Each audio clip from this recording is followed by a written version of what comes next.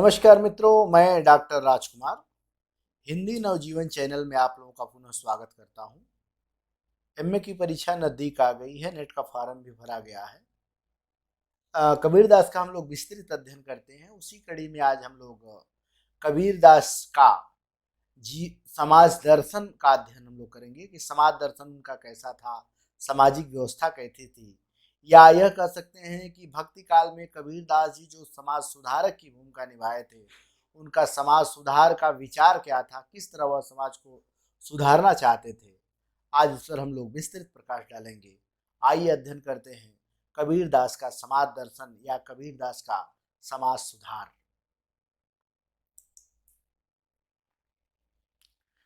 कबीरदास का समाज दर्शन, जो कबीर का पहले जन्म देखिए कैसे होता है।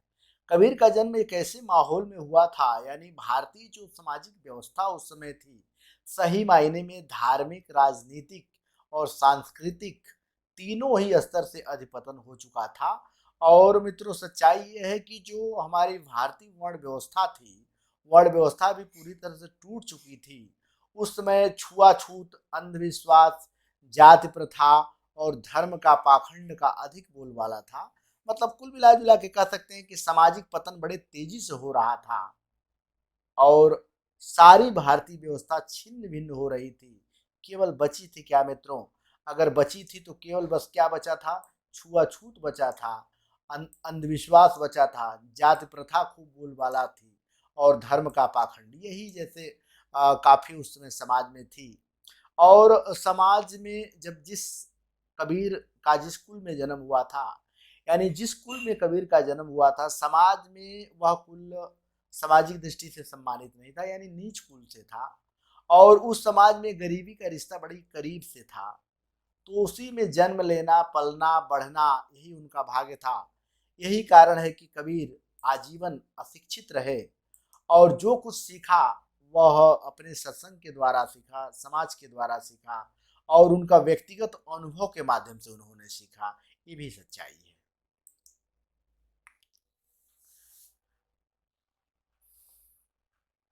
कबीरदास की जो जाति थी उसमें राजकीय सुविधाएं मिलती थी, यानी वो मुस्लिम धर्म में जैसे उनका जीवन और यापन हुआ था।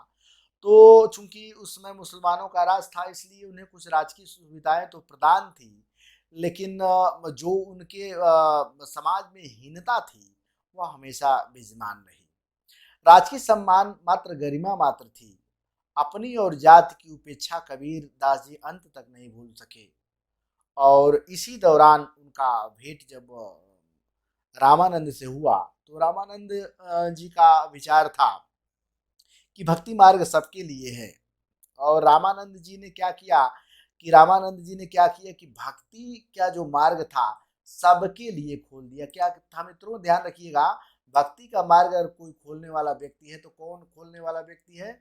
सबके लिए। कौन खोला था? तो रामानंद जी ने भक्ति का मार्ग क्या हुआ था, सबके लिए खोल दिया था। कबीरदास कबीरदास के समय में मात्र एक ही वर्ग एक अलग था जो सबको अपने स्थान दे रहा था, अपने मतलब समाज में लेने के लिए इच्छुक था। वह था नाथों का वर्ग। जैसे नाथ संप्रदाय के लोग भी वर्ण व्यवस्था के विरोधी थे, ब्राह्मण व्यवस्था के विरोधी थे। और कुल मिला जुलाकर कहें मित्रों, तो वह छुआछूत, जितनी ब्राह्मणवादी व्यवस्था थी उसका विरोध करते थे। तो उस समय जो जिस सत्संग में, जिस समाज में कबीरदास जी रहते थे, उस दौरान उनके मन में एक विचार आया था। कबीर के मन में विचार था कि हम वर्गहीन समाज की स्थापना करेंगे। यानी कोई वहाँ जैसे जाति पात, छुआछूत और धर्म के नाम पर न कोई बड़ा होगा न छोटा होगा, सब समान दृष्टि। यानी कुल मिला जुला कर कह सकते हैं कि जो हिंदू और मुस्लिम समाज में जो भेदभाव था उसका वह खंडन करते हैं। और यह खंडन आध्यात्मिक से परे नहीं है, बल्कि आध्यात्मिक को लेकर खंडन करते हैं, जिस आध्यात्मिक के आधार पर यह दोनों वर्ग उसमें श्रेष्ठ बना हुआ था। आगे बढ़ते हैं।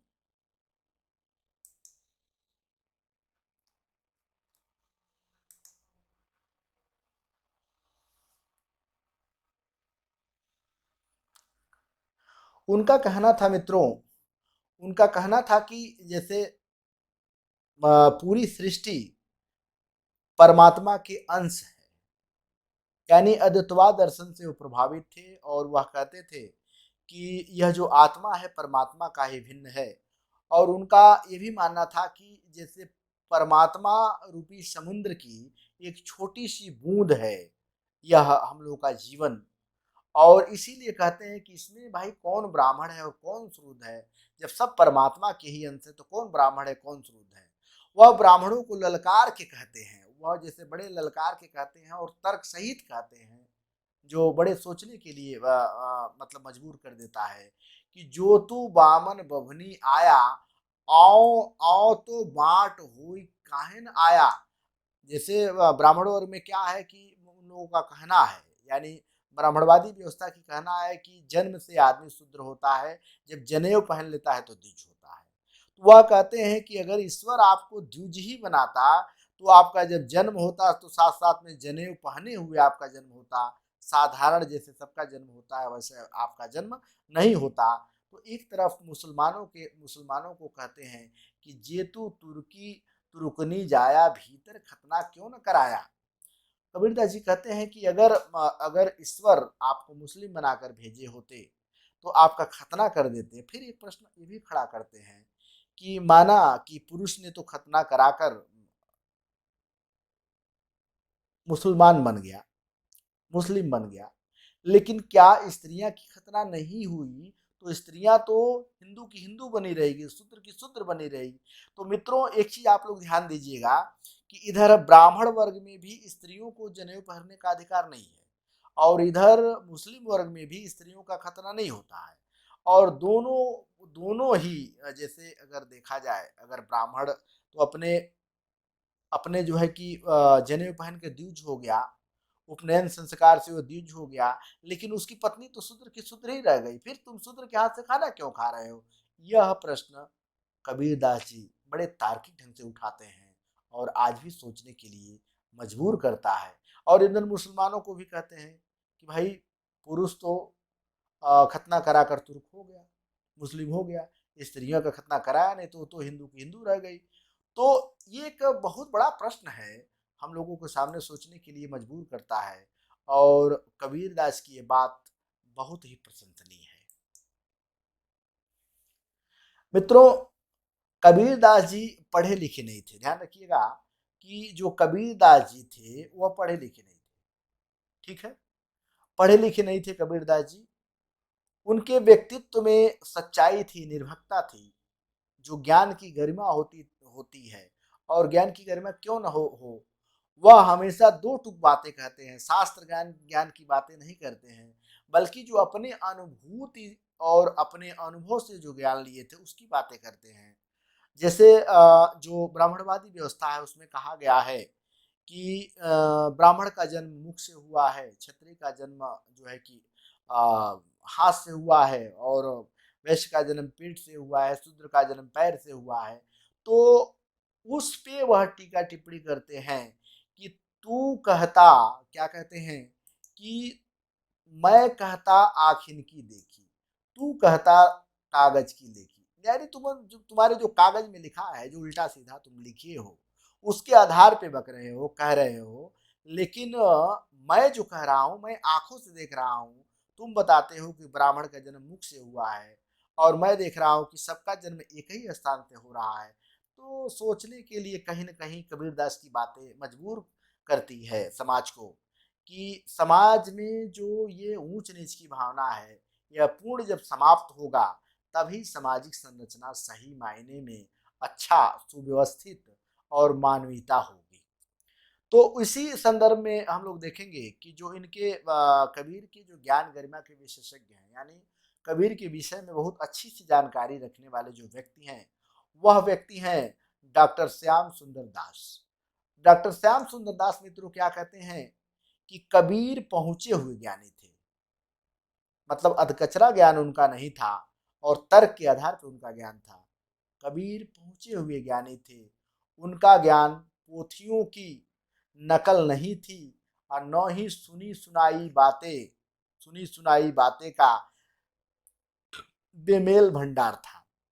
अब यहाँ हमारे सामने एक प्रश्न खड़ा हो रहा है कि जैसे जो हमारे धार्मिक ग्रंथ हैं, वह सुनी सुनाए हैं, तर्क के आधार पे कभी खरा नहीं उतरते हैं और न कभी उतरेंगे। तो वह कहते हैं कि कबीर का जो ज्ञान था वो बहुत ऊंचा स्तर का था, बहुत पहुंचे हुए ज्ञानी थे। उनका ज्ञान किसी पोथी का नकल नहीं था, किसी पुराण या वेद का नकल नहीं था। वह जो अनुभव किए, जो सीखे समाज से, उस आधार पे अपनी बातें कहते थे। वह सुनी सुनाई बातों का बेमेल भंडार की चर्चा नहीं करते हैं, ऐसा डॉक्टर श्याम सुंदर दास उनके बारे में कहते हैं। और फिर आगे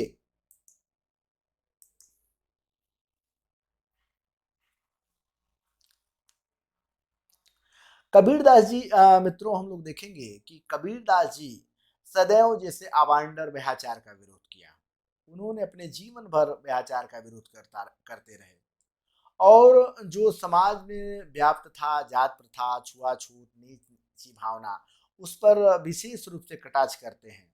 वह कहते हैं कि कोई भी जन्म के आधार पे, मित्रों वह कहते क्या कहते हैं कि जन्म के आधार पे, ठीक है, जन्म के आधार पे, वह कहते हैं कि जन्म के आधार पे, ठीक है, जन्म के आधार पे कोई ऊंच नीच नहीं है।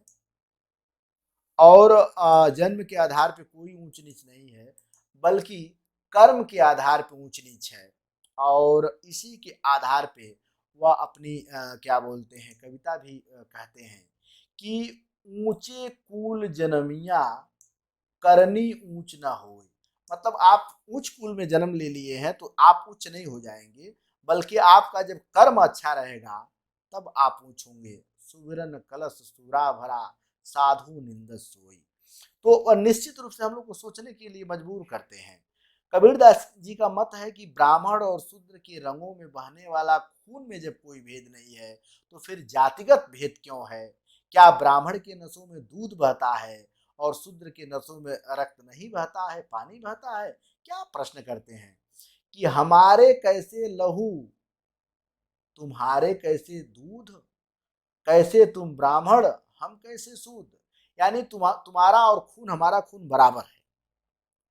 और कहते हैं कि तुम्हारे खून और हमारा खून बराबर है, तो यह बताइए कि प्रश्न करते हैं कि हमारे कैसे लहू, यानी हमारा जो खून है, तुम्हारा क्या दूध से बना हुआ है? तुम कैसे बाभन पांडे, हम कैसे सूद। तो ये निश्चित रूप से हम लोगों को क्या करते हैं, सोचने के लिए मजबूर करते हैं। वह जैसे पाखंडी जितने भी ये केसधारू साधु हैं, ठीक है, केसधारू जितने भी साधु हैं उसमें भी वह टीका टिप्पणी करते हैं कि वह कहते हैं कि जो ये बार बार केस मुड़वा लेते हैं लोग, जैसे भारतीय परंपरा में एक और अच्छी बात है कि केसों को बार बार मुड़ते रहते हैं। देखिएगा बराबर अधिकांश साधु चंडूल रहते हैं, मतलब सिर को सपरचट करके रखते हैं वो, अगर सीधा भाषा में कहा जाए। तो वह कहते हैं कि केसों कहाँ मुड़ाई बिगाड़िया, केसो कहा बिगाड़िया, जो मुड़े सो बार, मन को कहा न मुड़िए, जामे बेसिक बिकार। तुम केस को बार बार क्यों मुड़वाते हो? इस केस को मुड़वाने से क्या फायदा है? जो तुम्हारे मन में कलुष है, विष है, विकार है, उसको क्यों नहीं समाप्त करते हो? तो कहीं न कहीं हम लोगों को सोचने के लिए तो मजबूर कर ही रहेंगे कि केस भाई आपका क्या बिगाड़ा है जो मुड़वा रहे हैं? मन में जो विषय विकार है उसको खत्म करने, यानी आप शारीरिक शुद्धता के बजाय मानसिक शुद्धता पर ध्यान दीजिए, ऐसा कबीरदास जी कहते हैं। कबीर की दृष्टि, मित्रों अगर देखा जाए, जो कबीर की दृष्टि थी वह बड़ी तार्किक, बड़ा ही जैसे सोचने के लिए मजबूर कर देने वाली। कबीरदास की जो दृष्टि थी उसमें तीर्थ करना, पूजा पाठ करना, व्रत करना, माला फेरना, मूर्ति पूजा करना, ये सब भाचार है, सब आवंडर है।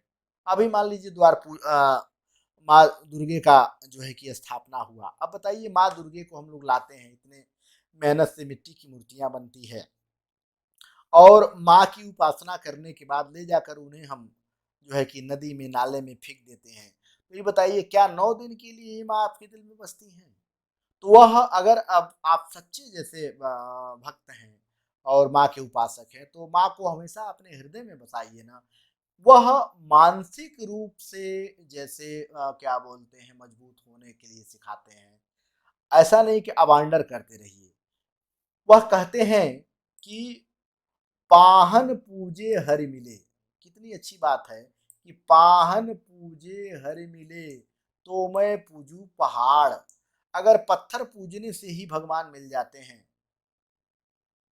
तो क्यों पत्थर ही पूजा जाए, पूरा पहाड़ ही पूज लिया जाए तो खूब बड़ा भगवान मिल जाए। ताके चाकी भले पीस खाए संसार। उससे तो बढ़िया वह चाकी है जिसमें गेहूं पिसता है और गेहूं पिसने के बाद आटा सारे देश खाया जाता है, बल्कि उस चक्की जो पत्थर का बना हुआ चक्की है उसकी पूजा आप लोग क्यों नहीं करते। तो कितनी अच्छी बातें हैं जो हम लोगों को निश्चित रूप से प्रेरित करती है कि जो हमारे जीवन में हमेशा काम देते हैं उनका हम कदर नहीं करते हैं, और जो काल्पनिक हैं जिनका जीवन में कोई महत्व नहीं है उसको हम लोग अधिक महत्व देते हैं। एक और हम लोग देख सकते हैं कि फेरत माला फेरत जुग मुआ, यहाँ थोड़ा सा कट गया है कि माला फेरत जुग मुआ, गया न मन का फेर, कर का मन का डार के मन का मन का फेर। यानी माला फेरने से आपकी सदगति नहीं होने वाली है, मन में जो विषय विकार है उसको फेरिए, उसको बदलिए, उसको हटाइए, तब आपका उद्धार होगा। तो कबीर कितने तार्किक हैं, उनके दोहों से पता चलता है। इसीलिए शायद जो ये व्यवस्था थी कबीर को ज़्यादा उपेक्षा कर दिए, क्योंकि कबीर इनका पोल खोल देते थे हर जगह। ये अपनी नकली बातें और नकली बनावटी बातें उनके सामने कह नहीं पाते थे। इसीलिए कबीर बेहद ही उनका सामाजिक दर्शन या समाज सुधार बेहद मजबूत है। आगे बढ़ते हैं। मुसलमानों के प्रति जैसे सीधा सीधा मुसलमानों के ऊपर कटाक्ष करते हुए कहते हैं, और कितनी बड़ी बात कहते हैं, केवल ये नहीं कि हिंदुओं पे ही वह कटाक्ष किए हैं, उन्होंने मुसलमानों के जो अंधविश्वास फैला हुआ था उनके रोजा पर बहुत बढ़िया कमेंट करते हुए कहते हैं कि कहते हैं क्या कि दिन में रोजा रखत है का भैया, दिन में तो रोजा रखते हो, रात हनत है गाय, यह तो खून है बंदगी, यह कैसी खुदाई। अब जैसे जो रोजा रखते हैं लोग, तो रोजा में रखने पे दिन भर व्रत करेंगे, पानी तक नहीं पीएंगे, और फिर शाम को होते ही क्या आप गाय की मांस का सेवन करते हैं। भाई ये कैसी खुदाई है, यह कैसा ईश्वर है जो किसी के रक्त का, किसी के मांस खाने से आपका जैसे देवता प्रसन्न होता है। तो कहीं न कहीं कबीर अगर देखा जाए तो हिंदुओं के साथ मुसलमानों पर भी टीका टिप्पणी करते हैं कि दिन में तो रोजा रखते हो, रात हनत है गाय, मतलब रात को गाय गाय का मांस खाते हो, तो तुम्हारी भैया ये किसी खुदाई है, नहीं समझ में आ रहा है।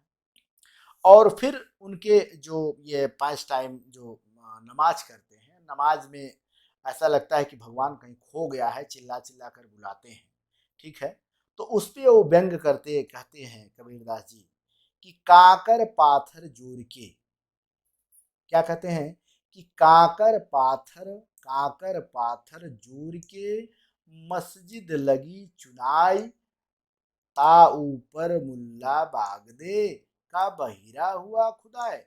जो ये काकर पाथर यानी आपने मिट्टी का एक मस्जिद बना लिया और मस्जिद के ऊपर चढ़ के, ठीक है, वहां से मुल्ला बाग देता है, क्या बहरा खुदाए है, क्या उसका वो बहरा हो गया है जो सुनाई नहीं दे रहा है। वह सोचने के लिए मजबूर करते हैं कि ईश्वर तो कण कण में व्याप्त है, तो जैसे चिल्ला चिल्ला जो है कि दिखावटी करने की क्या जरूरत है। अगर ईश्वर सच्चा है तो आपके हृदय में है, आपके मन में है, आपके कण कण में व्याप्त है, ऐसा कबीरदास जी का कहना है। फिर उन जैसे हिंदू और मुसलमान दोनों पे टिप्पणी करते हैं। मित्रों आप लोगों को एक चीज हम बता दें कि कुछ मूर्ख टाइप के लोग कहते हैं कि कबीरदास जी केवल हिंदू और मुसलमानों पे ही टीका टिप्पणी किए हैं। तो कबीरदास जी का जन्म जिस समय हुआ था उस समय दो ही धर्म विकसित थे, एक हिंदू धर्म था और एक मुस्लिम धर्म था, बस दो ही धर्म थे। ईसाई धर्म या पारसी धर्म या यहूदी धर्म जो भी है बाद में विकसित हुए मित्रों, और भारत में उसमें दो ही धर्म थे, कौन कौन, हिंदू और मुस्लिम धर्म। तो उस समय मतलब हिंदू और मुसलमानों को एक ही बहुत बढ़िया इनकी एक पद है, उसमें वह कहते हैं कि अरे इन दोहन राह न पाई, हिंदू करे अपनी बड़ाई, गागरी छुई न देई, बेसा के पावन तर सोए, यह देखो हिंदुआई, मुसलमान की पीरवलियां मुर्गा मुर्गी खाई, अखाला के घर बेटी ब्याहे, घर ही में करत सगाई, कहे कबीर सुनो भाई साधो, कौन राह है जाई। तो वह कहते हैं कि जो हिंदू वर्ग है, उसमें जातियां हैं, जातियों में बटा हुआ है, ऊंच नीच छुआछूत का बात है। तो कहते हैं कि हिंदू में एक उच्च जाति के वर्ग है, क्या कहते हैं कि हिंदू करे अपनी बड़ाई करता है, मेरा ये इतिहास था, मेरा वो इतिहास था, सब फर्जी इतिहास का गुणगान करता है।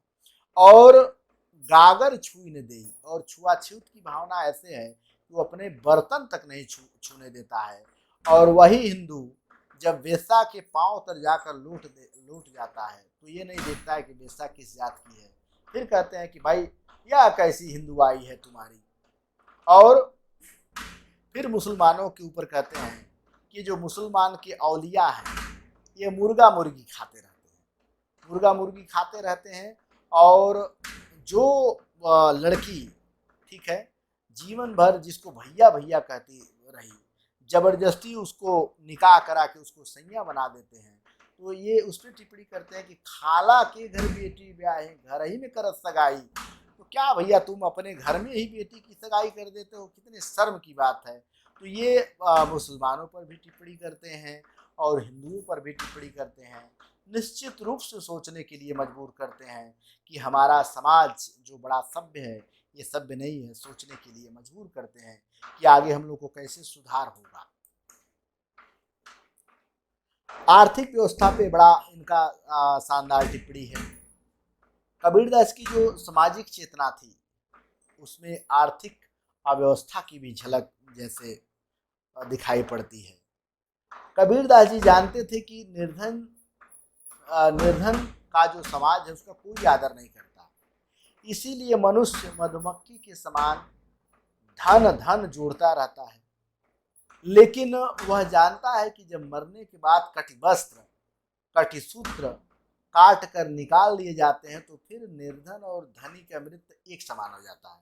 मित्रों आप देखेंगे कि आदमी जीवन भर हाय हाय हाय हाय करता रहता है, पैसा पैसा, और जब वह मरता है, कितने बड़ी बात कह रहे हैं कि जब मरता है तो जो उसका जैसे कटिवस्त्र होता है उसको भी लोग काट के निकाल देते हैं, और केवल एक कफन, वो भी सस्ता कफन, महंगा कफन नहीं, केवल कफन में लपेट कर फिर विदा कर देते हैं, और वो भी जल जाता है, वो भी उसके साथ नहीं जाता है।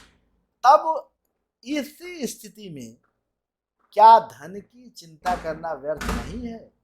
वह अपने निर्गुण राम से प्रार्थना करते हैं कि थोड़ा सा यहाँ कट गया है कि साधु इतना दीजिए, ठीक है, जामे कुटुंब समाए, मैं भी भूखा ना रहूं, साधु ना भूखा जाए।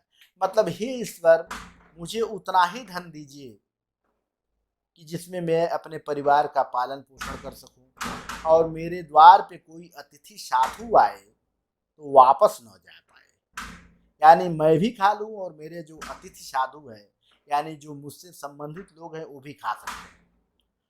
और ये भी सच्चाई है मित्रों कि पूत कपूत तो काधन संचय, पूत सपूत तो काधन संचय। अगर पूत कपूत है तो कितना भी धन एकत्रित कर लीजिए उसका नाश कर देता है, और पूत सपूत है तो धन की जरूरत ही नहीं होगी, समय पर वह खुद धन कमा लेगा। इस तरह निष्कर्ष हम देखते हैं मित्रों कि कबीरदास जी का जो आवंडर है, अंधविश्वास है, उसका वह सीधे सीधे भंडाफोड़ करते हैं, और भंडाफोड़ करने के साथ साथ समन्वय मार्ग अपनाते हैं, यानी बीच का मार्ग अपनाते हैं मित्रों, जैसे इधर उधर नहीं भगते हैं, बीच का मार्ग अपनाते हैं। और हिंदू मुस्लिम की संस्कृतियों का ये नहीं कि किसी हिंदू या मुस्लिम का विरोध करते हैं, उनके बीच जो यह धार्मिक आवंडर है जो समाज को समाज नहीं रहने देता है, उस आवंडर का खंडन करते हैं, ईश्वर की उपासना की बात करते हैं, अपने युग धर्म की पहचान करके निर्भीक बात की स्थापना करना, ब्रह्म की एकता स्थापित करना, और जनता के बीच में समन्वय स्थापित करना, हिंदू और मुस्लिम को मिलाकर एक मानवतावादी धर्म की स्थापना करना ही मुख्य रूप से कबीर का मुख्य निष्कर्ष है या कबीर का मुख्य उद्देश्य है। और मित्रों, यही क्या बोलते हैं हम लोगों का आज का जो वीडियो है वह समाप्त होता है। ठीक है, इसके बाद अगले बार मिलेंगे। बहुत बहुत धन्यवाद, बहुत बहुत बहुत धन्यवाद। देखते रहिए हिंदी नवजीवन चैनल, सब्सक्राइब करिए, लाइक करिए और अपने अन्य मित्रों का भी मदद करिए। बहुत बहुत धन्यवाद।